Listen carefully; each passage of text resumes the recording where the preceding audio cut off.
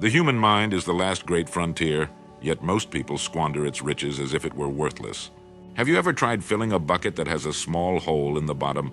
No matter how much water you pour in, it never seems to stay full. The water slips away, unnoticed at first, until you realize the bucket never holds what it should.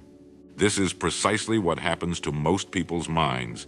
They wake up each morning with a fresh supply of mental energy, yet by midday they're exhausted, scattered, and overwhelmed. Why? Because their minds are leaking energy through 1,000 invisible cracks.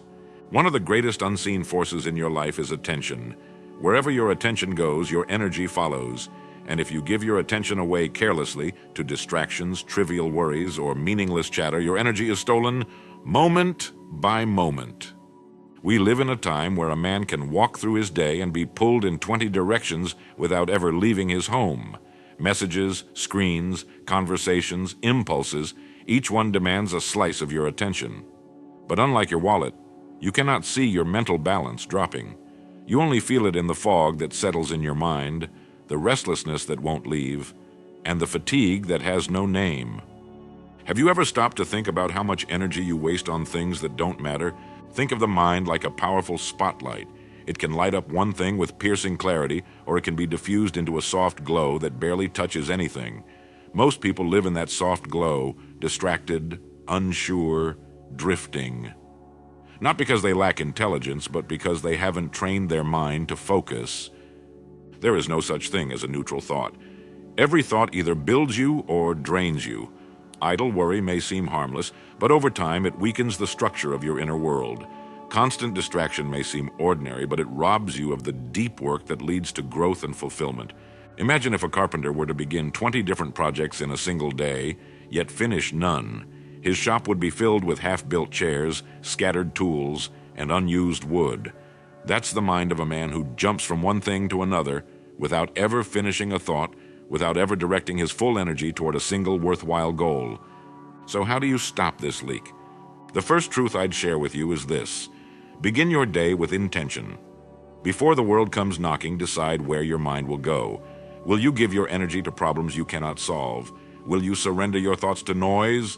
Or will you hold your attention like a treasure, investing it only where it counts? The second truth is just as vital: protect your quiet. The mind cannot think clearly when it is always surrounded by sound. Every day, even if only for 10 minutes, find silence. In that stillness, your mind begins to return to its natural power. And finally, guard your mental gate. Not every thought deserves entry. Not every opinion is worth your time. Just as a wise man chooses his friends carefully, a wise mind chooses its thoughts deliberately. Mental energy is not infinite. Like water in a well, it must be drawn with care and purpose. Waste it, and you'll find yourself dry when you need it most. Conserve it, and you'll have more than enough for the things that truly matter. But there's something even more powerful behind that. Walk into a room filled with old boxes, broken furniture, and forgotten junk. Try to move freely in that space. Try to find one specific item in a hurry. Try to think clearly. You can't. The clutter blocks your path, steals your time, and clouds your judgment. And yet, this is how most people live inside their minds. We carry with us thoughts that no longer serve us, worries that never belong to us, arguments that ended years ago, yet replay like broken records. We let the dust of every passing moment settle in our consciousness until it becomes hard to breathe. Have you ever considered how much mental space is occupied by things that add no value to your life? The mind, in its natural state, is like a calm lake, still, reflective, deep. But when it's filled with clutter, it becomes muddy, restless, shallow. And the tragedy is this: a cluttered mind cannot think deeply, it cannot plan wisely, it cannot see clearly. Clarity is power, and mental clarity comes not from adding more, but from removing what does not belong. There's a false belief that being busy is a sign of importance, that a mind constantly thinking, worrying, calculating is a mind in motion, productive. But this is a lie. A mind that never rests is not productive. It is panicked. It is trapped in a cycle of reactivity, not creation. Consider this. When was the last time you stopped to examine your thoughts? Not just what you were thinking, but why you were thinking it. Where did that worry come from? Who planted that belief? Is this thought building you up or pulling you down? The great minds of history all had one thing in common. They made time to think, not just to react or respond, but to think deliberately, deeply, without interruption. And they did so because they understood that true thought requires space. Like fire needs oxygen, thinking needs room. So how do we clear the clutter?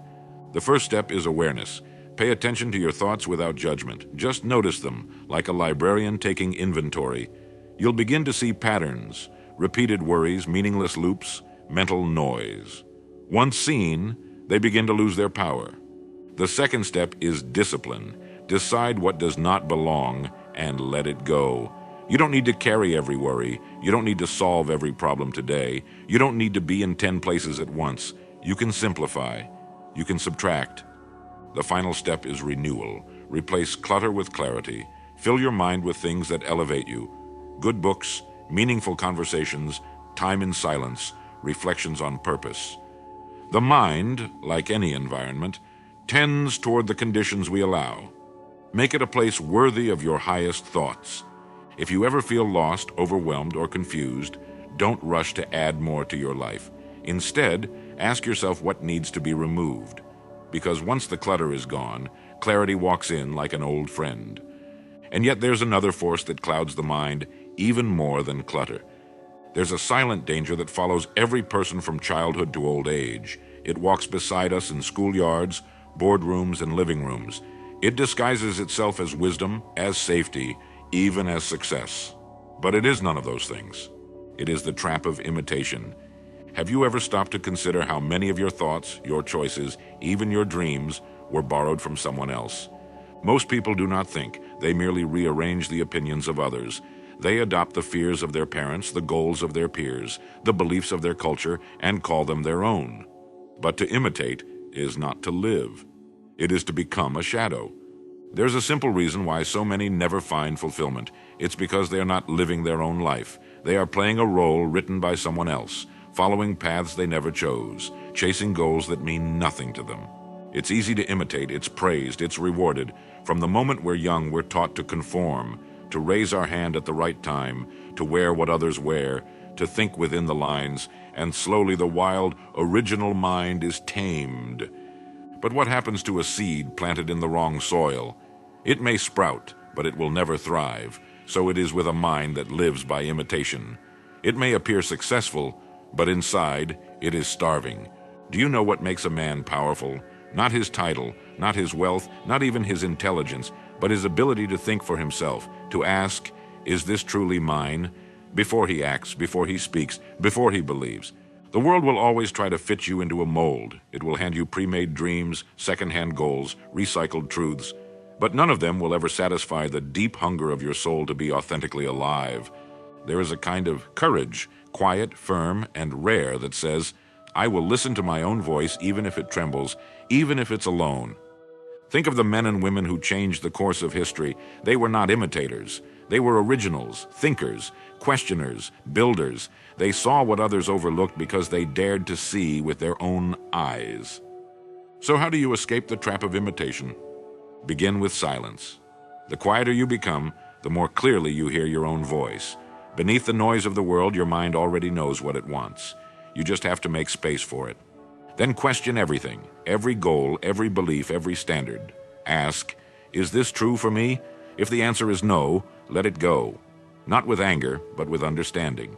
It served its time, but it does not serve your future. And finally, build something of your own, a way of living, a rhythm of thought, a purpose that belongs to no one but you. This is the beginning of true strength, because the mind cannot soar while it is chained to imitation. It must be freed if it is ever to create, to lead, to truly live. But once it is freed, it must still be nourished. In every field of life, there is a law that never changes. You reap what you sow. The farmer knows this truth. He does not plant thorns and expect figs. He does not neglect the soil and pray for harvest. He works the land with purpose, because he understands that nature returns what he invests. Your mind is no different. It is a field, a soil, a quiet place where seeds are planted every single day by what you read, what you hear, what you watch, and most importantly, what you believe. Yet most people wander through life scattering mental weeds. They fill their thoughts with complaints, gossip, fear, and trivialities, and then wonder why their life bears no fruit. They forget that the mind, like any soil, does not judge what is planted. It simply grows what it is given. Have you ever paused to ask, what am I feeding my mind? There is a great illusion in the modern world, the belief that we can consume mental junk and still think clearly, that we can waste hours in distraction, then expect moments of genius, that we can listen to noise, but speak with wisdom. This is not how the mind works. The law of mental investment is unforgiving. It pays interest on what you feed it, day by day, thought by thought. Feed it mediocrity, and you will think in mediocrity. Feed it excellence, and you will begin to think like those who shaped the world. Think of the mind like a mirror. If you hold it up to chaos, it reflects chaos. If you point it toward greatness, it begins to stretch, to grow, to reflect that greatness back to you. Many people complain about what they don't have, not realizing that they have not yet become the person who attracts those things. The mind must be invested in, deliberately, patiently, relentlessly, until it begins to produce the kind of thoughts, ideas, and decisions that shape a meaningful life. And how does one invest in the mind? First, by choosing your influences wisely. Read the best books. Listen to voices of substance. Avoid the cheap, the loud, the shallow. What you allow into your mind becomes the material from which your future is built. Second, by feeding your imagination. The greatest works of mankind, from architecture to poetry to invention, began in the invisible realm of thought. Spend time dreaming, planning, envisioning. This is not fantasy, it is mental construction. Third, by reflecting often. Take time each day to think about your own thinking. What patterns are forming? Are they worthy of your future? What are you reinforcing with repetition? And perhaps most importantly, invest with consistency. A single good thought is not enough. A rare moment of clarity cannot shape a life. It is what you do daily, what you feed regularly, what you think repeatedly, that determines the arc of your future. If the body needs nourishment to grow strong, the mind needs truth, beauty, discipline, and silence. Without it, it weakens. With it, it becomes unstoppable. But even an invested mind will falter if it is not disciplined. Imagine a mighty ship built with the finest wood, guided by a skilled captain and filled with treasures beyond measure. Now imagine that ship without a rudder, drifting wherever the wind blows. No matter how well it's built, no matter how strong the sails, it will never reach its destination. That's the mind without discipline. Most people confuse intelligence with power, but intelligence without direction is like a sword without a hand to wield it, sharp yet useless. Discipline is the hand. It is the rudder. It is the quiet force that takes potential and turns it into reality. Have you ever watched someone waste their talent? You could see the spark in them, perhaps even brilliance, but they never followed through. They never finished what they started. They gave in to distraction, to mood, to comfort. And you wondered, why do some with less talent go further? Because they were disciplined. Discipline is the difference between a thought and a decision, between a wish and a goal, between movement and progress. It is what makes the mind obey you instead of the other way around. The truth is, every day you are training your mind. Either it is learning to obey you, or you are learning to obey it. And whichever path you take, it becomes a habit, quietly, powerfully, permanently. A man who cannot sit still with his own thoughts for 5 minutes will never produce anything of depth. A woman who avoids difficulty at every turn will never develop true confidence. Discipline is not punishment, it is freedom, because it removes chaos and replaces it with order. The great secret is this: you do not need more time, you need more focus.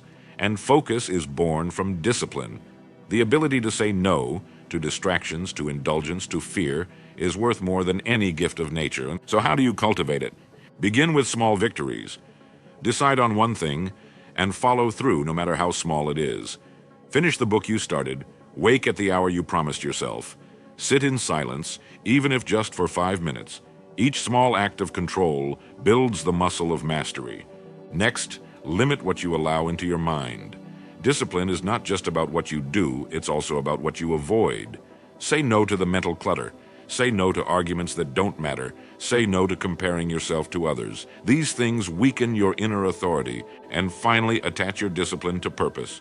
When you know why you are doing something, discipline becomes easier. You are not forcing yourself, you are guiding yourself, like a captain steering his ship toward a distant, shining shore.